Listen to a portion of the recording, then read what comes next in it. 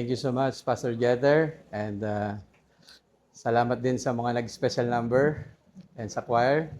And magandang umaga po sa inyo lahat. At ako yung nagpapasalamat na sa Diyos sa pagkakataon na makabalik muli dito sa Tagumpay upang at makita kayo at nagpapatuloy sa gawain ng Panginoon. At makaasa po kayo na kami po sa Bible Believers Baptist Church sa pamumuno ng aming pastor na si Pastor Mark Barney ay patuloy na magdarasal at tutulong sa abot ng aming mga kaya para sa gawain po dito. At muli nagpapasalamat din ako sa Diyos sa pagkakataon na patuloy na maibahagi sa inyo ang mga bagay na natutunan ko sa salita ng Diyos tungkol sa otoridad ng Biblia at sa tamang paghati ng salita ng Diyos. At kaya bago tayo magsimula, tayo ay manalangin. Dakilang Diyos na nasa langit, muli Ama, kami nagpapasalamat sa pagkakataon na makapagtipon muli sa inyong pangalan. At muli salamat po sa Ebanghelyo ng Panginoong Jesucristo sa kanyang pagkamatay, pagkalibing at muling pagkabuhay para sa aming mga kasalanan. At salamat po sa pagkakataon na maluwalhati po kayo sa pamamagitan ng pagtuturo ng inyong pong salita, pagpapahayag ng inyong pong salita at ng Ebanghelyo ng Panginoong Jesucristo. At dahil nalalaman namin na ito po ay inyong kapangyarihan sa kaligtasan sa sino mang mananampalataya. At muli, dalangin namin ang inyong pagpapala sa aming serbisyo ngayong umaga.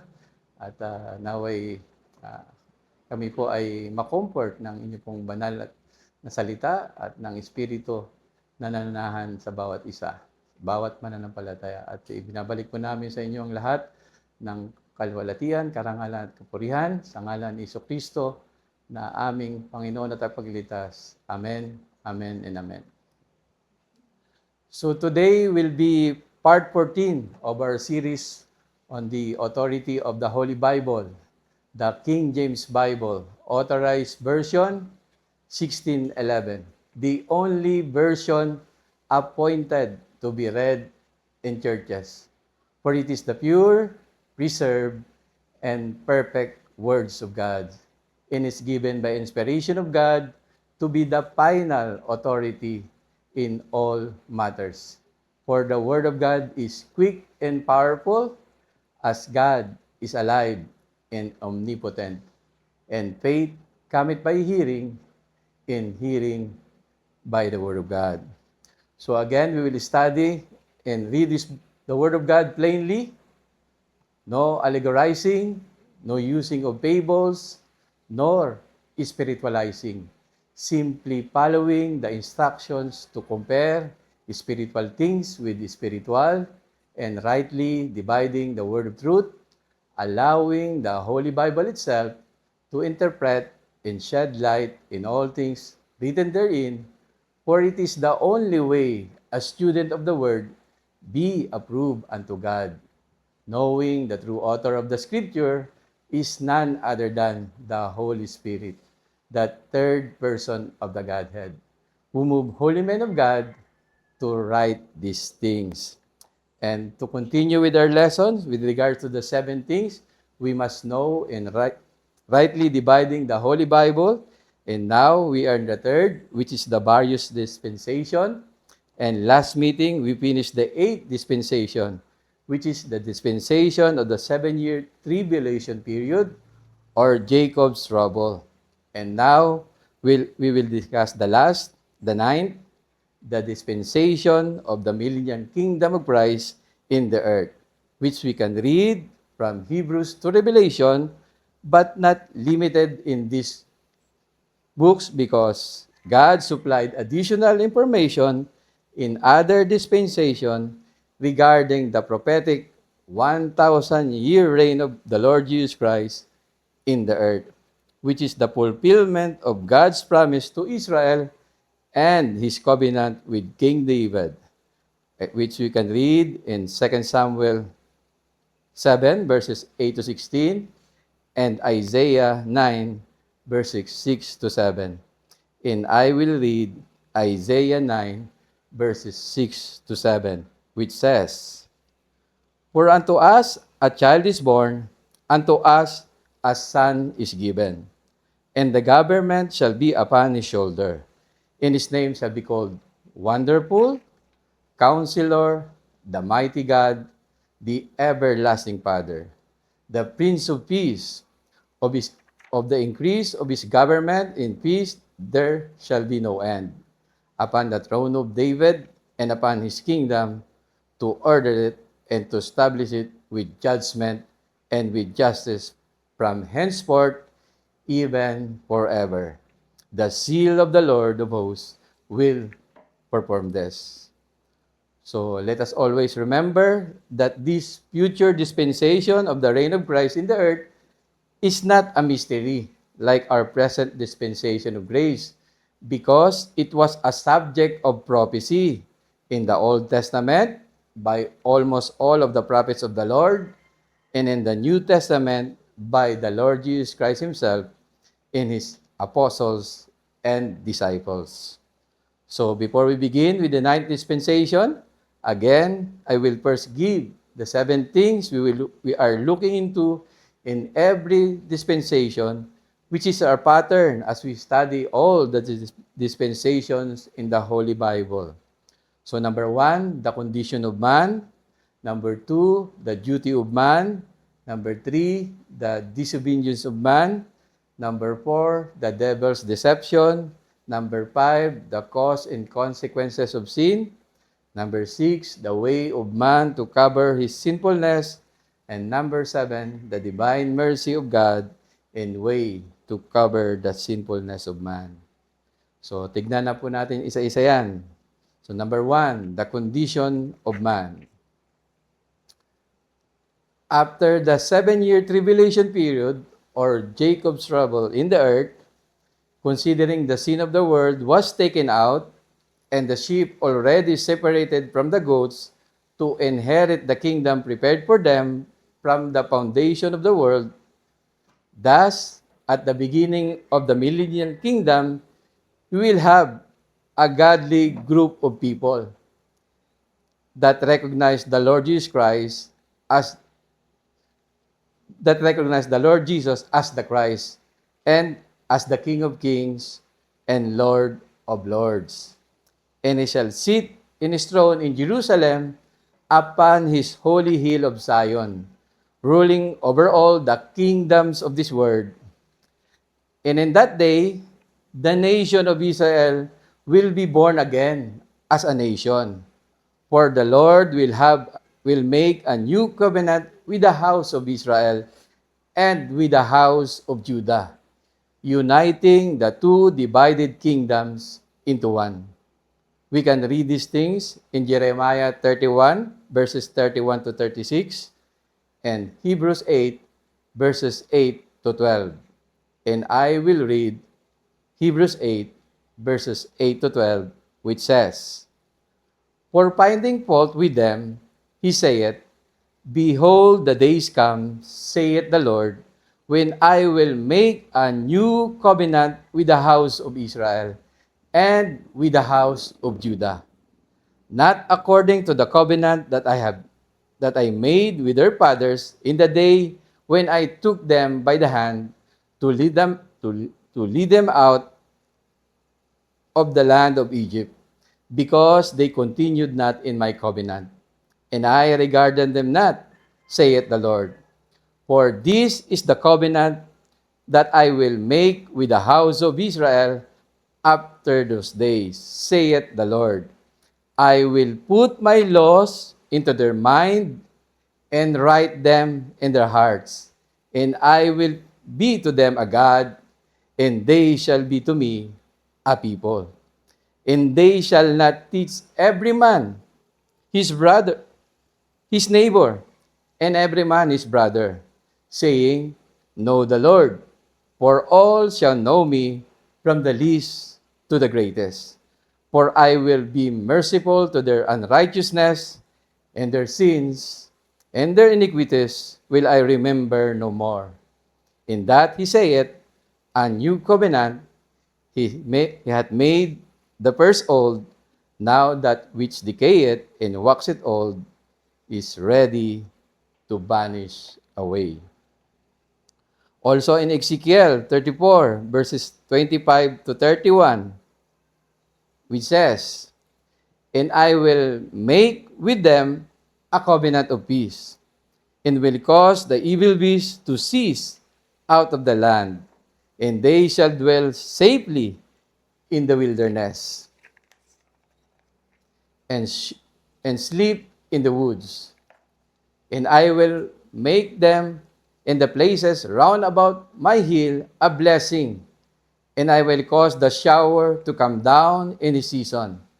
There shall be showers of blessing, and the tree of the field shall yield her fruit, and the earth shall yield her increase, and they shall be safe in their land, and shall know that I am the Lord, when I have broken the bands of their yoke, and delivered them from out of the hand of those that serve themselves of them. And they shall no more be a prey to the heathen, neither shall the beasts of the land devour them, but they shall dwell safely, and none shall make them afraid. And I will raise up for them a plant of renown, and they shall be no more consumed with hunger in the land, neither bear the shame of the heathen anymore. Thus shall they know that I, the Lord their God, am with them, and that they, even the house of Israel, are my people, saith the Lord God. And ye, my flock, the flock of my pasture, are men, and I'm your God, and I am your God, saith the Lord." Furthermore, having glorified bodies, God will commission the following. First, King David will be a shepherd to the house of Israel during the millennial kingdom of Christ, as the Word of God said in Ezekiel 34, verses 23 to 24, which says, "And I will set up one shepherd over them, and he shall feed them, even my servant David, he shall feed them, and he shall be their shepherd, and I, the Lord, will be their God, and my servant David, a prince among them. I, the Lord, have spoken it."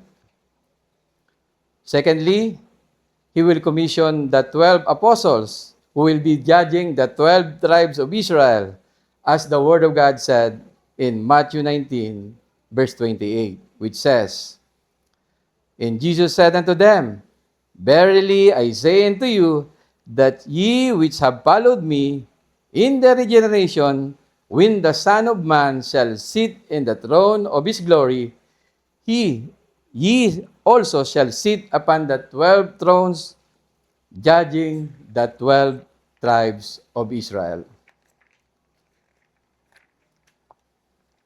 And thirdly, the Israel of God, or Jewish believers in Christ, will be the royal priesthood, as the Word of God said in 1 Peter 2, verses 9 to 10, which says, "But ye are a chosen generation, a royal priesthood, an holy nation, a peculiar people, that you should show forth the praises of him who hath called you out of darkness into his marvelous light, which in time past were not a people, but are now the people of God, which had not obtained mercy, but now obtained mercy."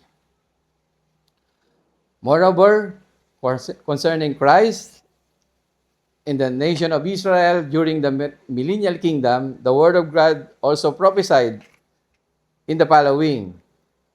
Isaiah 2, verses 1 to 5 says, "The word that Isaiah the son of Amos saw concerning Judah and Jerusalem.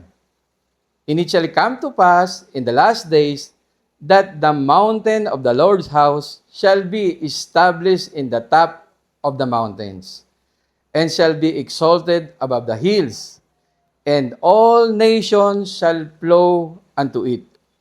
And many people shall go and say, Come ye, and let us go up to the mountain of the Lord, to the house of the God of Jacob. And he will teach us of his ways, and we will walk in his paths.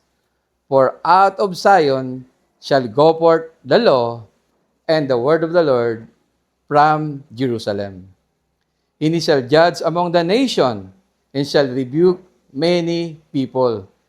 And they shall beat their swords into plowshares, and their spears into pruning hooks.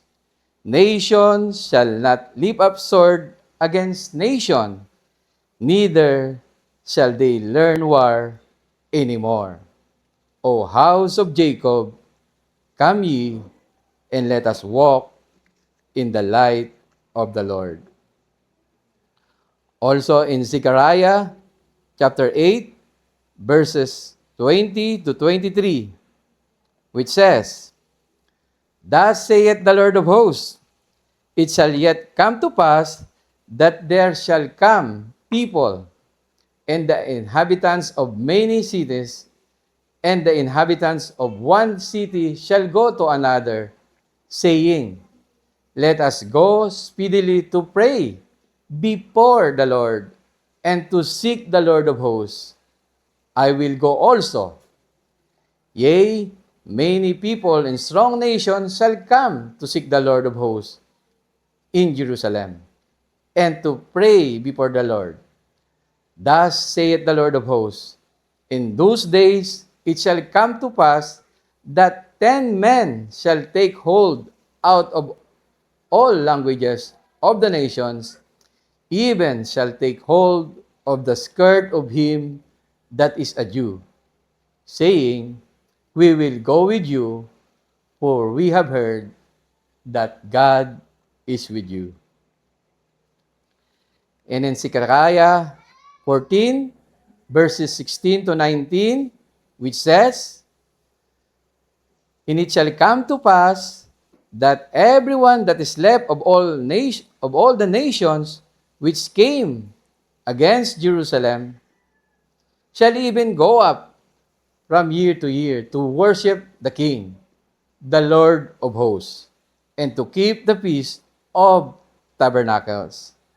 And it shall be that whoso will not come up of all the families of the earth unto Jerusalem to worship the King, the Lord of hosts, even upon them shall be no rain. And if the family of Egypt go not up, and come not, that have no rain, there shall be the plague, wherewith the Lord will smite the heathen that come not up to keep the feast of tabernacles. These shall be the punishment of Egypt, and the punishment of all nations that come not up to keep the feast of tabernacles. And for your assignment, please read Isaiah chapter 11. So, based on the aforementioned plain and pure words of God, the millennial kingdom will be the Christ's ministry to all nations and people. And his kingdom will have two aspects: a physical or political aspect and a spiritual aspect. For the Lord Jesus Christ will be ruling politically as the King of Kings and spiritually as the Lord of Lords. Thus, God will fulfill His promise of restoring the kingdom to Israel, and Israel shall be a kingdom of priests and an holy nation, and will be a blessing to all nations and people, fulfilling His promise to Abraham, Isaac, and Jacob. Lastly, aside from those who have glorified bodies, Jews and Gentiles who will be born in the millennial kingdom will still have a fallen or sinful condition, knowing good and evil.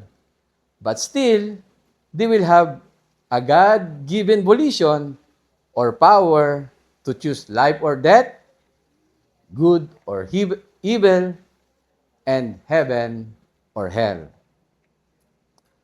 So secondly, the duty of man. Man's duty is to believe the word of God. So politically and spiritually, all nations and people must worship the King of Kings and Lord of Lords and obey the laws of the kingdom. So for your assignment, please read the laws of the kingdom in Matthew chapter 5, verses 21 to 48. So number 3, the disobedience of man.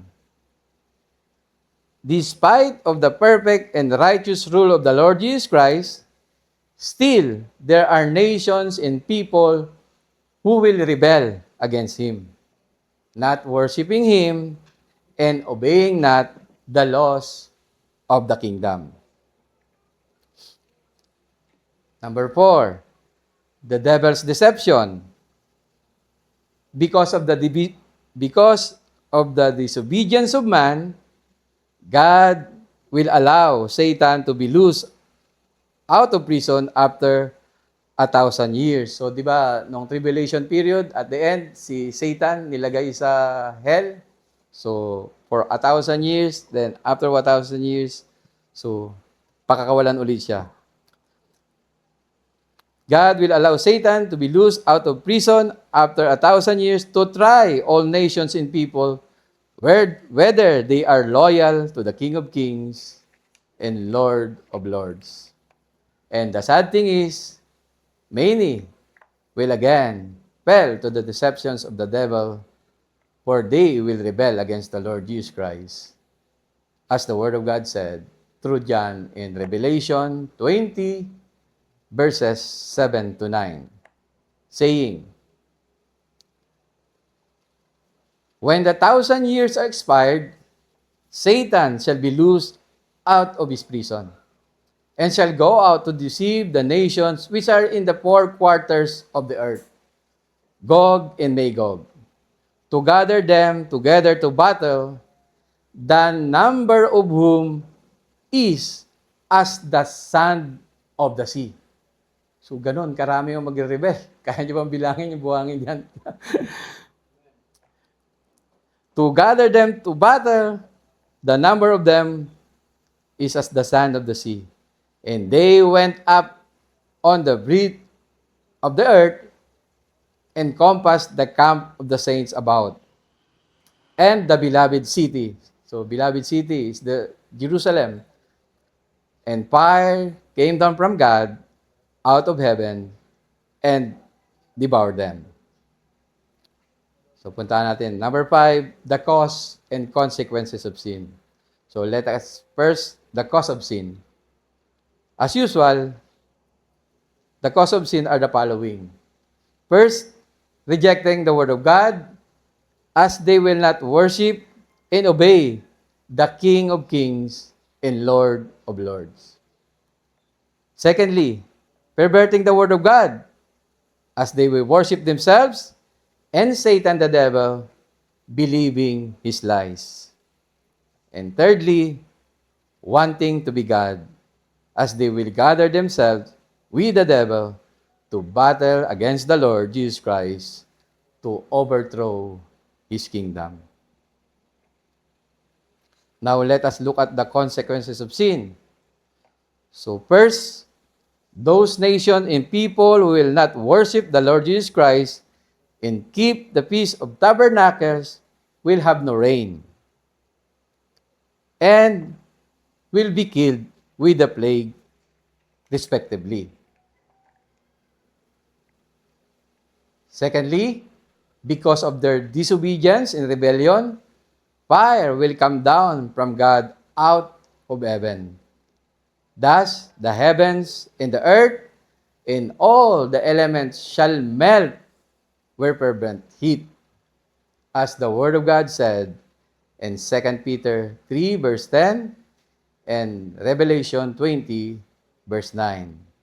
And I will read 2 Peter 3 verse 10, which says, "But the day of the Lord will come as a thief in the night, in the which the heavens shall pass away with a great noise, and the elements shall melt with fervent heat, and the earth also and the works that are therein shall be burned up."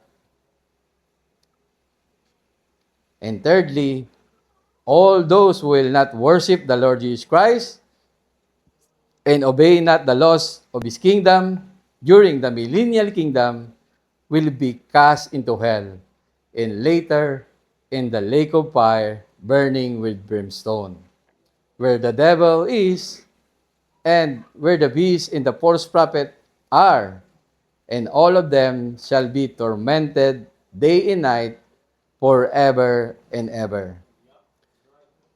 And together with all unbelievers in all ages, they will be judged by God at the great white throne judgment, as the Word of God said in Revelation 20, verses 10 to 15, which says, "And the devil that deceived them was cast into the lake of fire and brimstone, where the beast and the false prophets are, and shall be tormented day and night forever and ever. And I saw a great white throne, and him that sat on it, from whose face of the earth the heaven fled away, and there was found no place for them. And I saw the dead, small and great, stand before God, and the books were opened, and another book was opened, which is the book of life. And the dead were judged out of those things which were written in the books, according to their works. And the sea gave up the dead which were in it, and death and hell delivered up the dead which were in them. And they were judged every man according to their works. And death and hell were cast into the lake of fire. This is the second death, and whosoever was not found written in the book of life was cast into the lake of fire. So magkaiba po ang hell sa lake of fire. Yung hell nandito sa ilalim ng lupa. So pag destroy na yung earth, yung hell itatapon doon sa dagat-dagatang apoy. Okay? So number 6, the way of man to cover his sinfulness. Sa panahon natin ngayon, di ba, religion?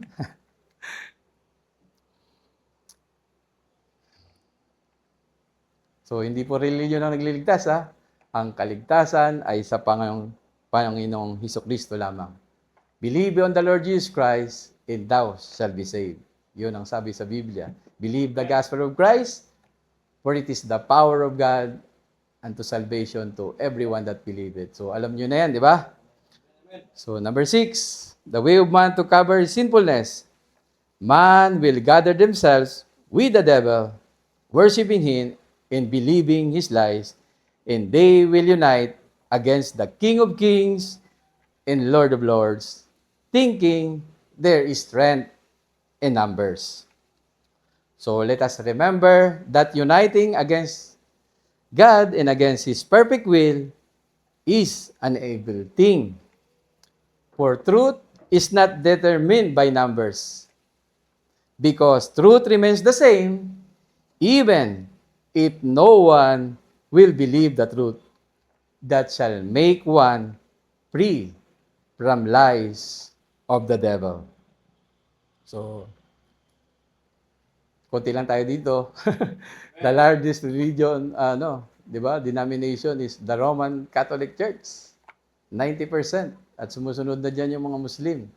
At umahabol ang Iglesia ni Cristo na hindi naniniwala na si Cristo ay Diyos. So, yan ang katotohanan. malungkot. Pero yun, nandito tayo para ipahayag ang Ebanghelyo ng Panginoong Jesucristo. Kasi sabi sa salita ng Diyos, the Word of God said in Proverbs 14, verse 12 and 16, verse 25. So, dalawang beses inulit dahil napaka-importante nito. Sabi doon, there is a way which seemeth right unto a man, but the end thereof are the ways of death. So lastly, number 7, ito mahalaga. The divine mercy of God and way to cover the sinfulness of man. So first, those nations and people who by faith will worship the King of Kings and Lord of Lords and obey His laws will have eternal life. So notice that this is again a faith plus work form of salvation because they must strictly obey the laws of the kingdom.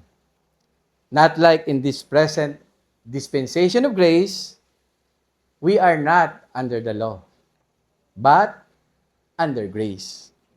So, yung kaligtasan natin, hindi nawawala. Dahil hindi naman tayo nagtitiwala sa sarili natin. Nagtitiwala tayo kay Jesucristo at sa kanyang tapos na gawain sa krus ng Kalbaryo at sa kanyang dugo na walang bahid ng anumang kasalanan na pinambayad sa kasalanan ko at sa kasalanan ng lahat. Okay? Yun. Secondly, God will fulfill His promise to create a new heavens and a new earth wherein dwelleth righteousness.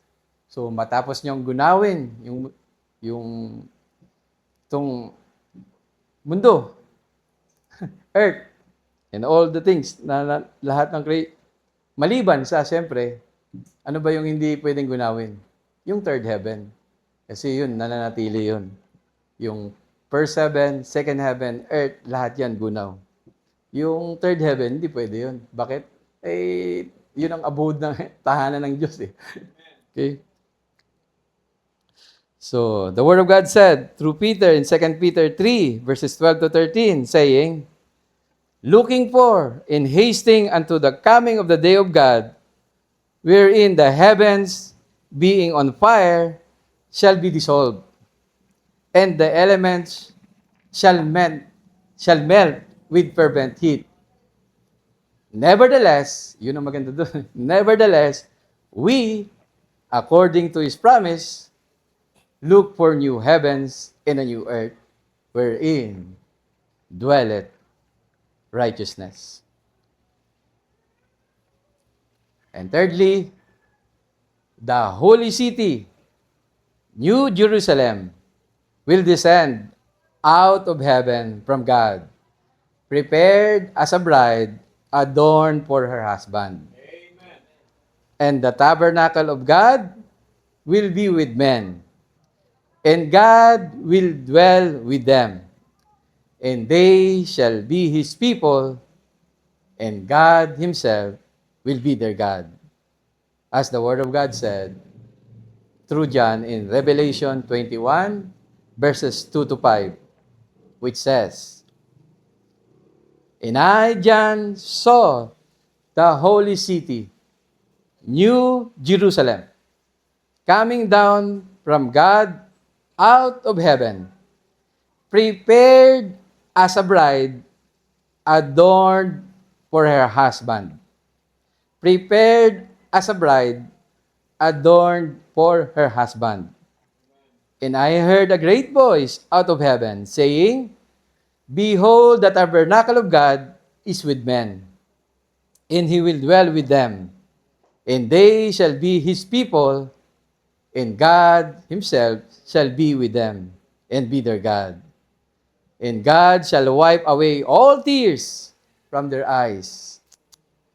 And there shall be no more death, neither sorrow, nor crying, neither shall there be any more pain, for the former things are passed away. And He that sat upon the throne said, behold, I make all things new. And He said unto me, write, for these words are true and faithful. So notice that the bride is the holy city, New Jerusalem, not the church of the living God in this present dispensation of grace or the body of Christ. So yan yung sila yung bride hindi yung kasi yan yung tinuturo ng marami na ang bride is yung church, yung body of Christ. Pero marami rin sa kanila na mga reliyon na hindi naniniwala sa body of Christ. So hindi sila naniniwala sila ang body of Christ is the local church. So hindi lang yan ang composed ng body of Christ. Okay? So kasi sabi niya, paano mo titipunin yung isang sa isang lugar? Ay nakalimutan nila ang body of Christ is a spiritual body. Hindi naman yan physical body. Kaya nga minsan, dito kayo, nandoon kami. Absent kami dito, pero present kami in the spirit. We are praying for you and we are praying sa gawain dito. Okay? So, saan mang lugar kayo, kung saan mayroong mananampalataya.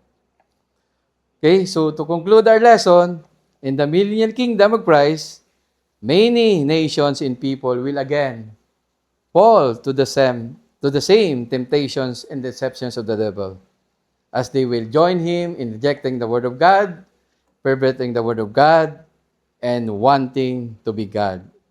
Consequently, God will destroy the heavens and the earth, and all of those not found written in the book of life will be punished with eternal damnation in the lake of fire, which burneth with fire and brimstone, which is the second death.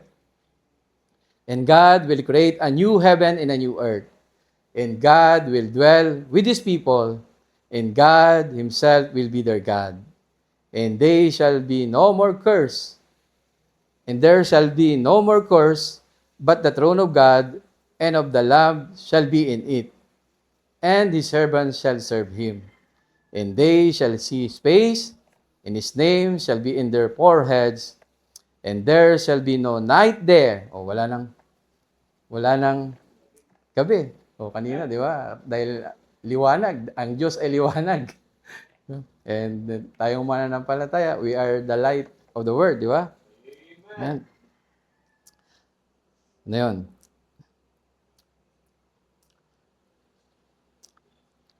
And there shall be no more curse, but the throne of God and of the Lamb shall be in it, and his servants shall be serve him, and they shall see his face, and his name shall be in their foreheads, and there shall be no night there, and they need no candle, neither light of the sun, for the Lord God giveth them light, and they shall reign forever and ever. As the Word of God said in Revelations chapters 21 to 22. So, basahin nyo lang yan mamayang hapon. So, to all the brethren, continue to read the Bible from Genesis to Revelation. So, mayroon tayong isang taon para basahin to. To see the whole picture. Makita nyo yung picture talaga. And notice how God deals differently with man in every dispensation. For surely we can learn a lot in other dispensation. But any seeming contradictions with the epistles of Paul regarding our justification, sanctification, and glorification, we go with our apostle. For we must follow Paul as he followed Christ. And in following Paul, we are not exalting the Apostle Paul, like the unbelieving critics are saying, but we are actually exalting our Lord and Savior Jesus Christ, who called and commissioned Paul to be a minister, a teacher, and an apostle to us Gentiles. So, as we look for that blessed hope and the glorious appearing of our Lord and Savior, Jesus Christ, knowing that He will have all men to be saved and to come unto the knowledge of the truth, and knowing that the gospel of Christ is the power of God unto salvation to everyone that believeth, let us not be ashamed of the testimony of our Lord, nor of Paul, his prisoners, but be partakers of the afflictions of the gospel by preaching, sharing the gospel of the grace of God. How that Christ died for our sins according to the scriptures, and that he was buried, and that he rose again the third day according to the scriptures for our justification. And let us continue to pray for the edification of all the brethren, that they will be like the Bereans in Acts 17 verse 10, receiving the word with all readiness of mind, searching the scripture daily, whether those things were so, checking traditions in light of the word of God, going back to the basic, back to the Holy Bible, back to the King James Bible. Authorized version 1611, the only version appointed to be read in churches. For it is the pure, preserved, and perfect words of God, and is given by inspiration of God to be the final authority in all matters. For the word of God is quick and powerful, as God is alive and omnipotent. And faith cometh by hearing, and hearing by the word of God. And we will end our lesson here. And next meeting, God willing, we will discuss who is the spokesperson or apostle to follow in this present dispensation of grace. Alam nyo na yan, pero yung mga verses na magsusupport dyan, yun ang tatalakayan natin.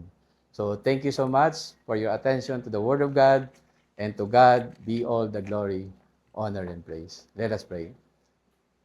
Our dear Heavenly Father, again, Lord, we praise and thank Thee for Thy pure and plain words, and we thank you, Father, for the lesson that we can learn from Thy Word. And we thank you also, Father, for the gospel of Christ.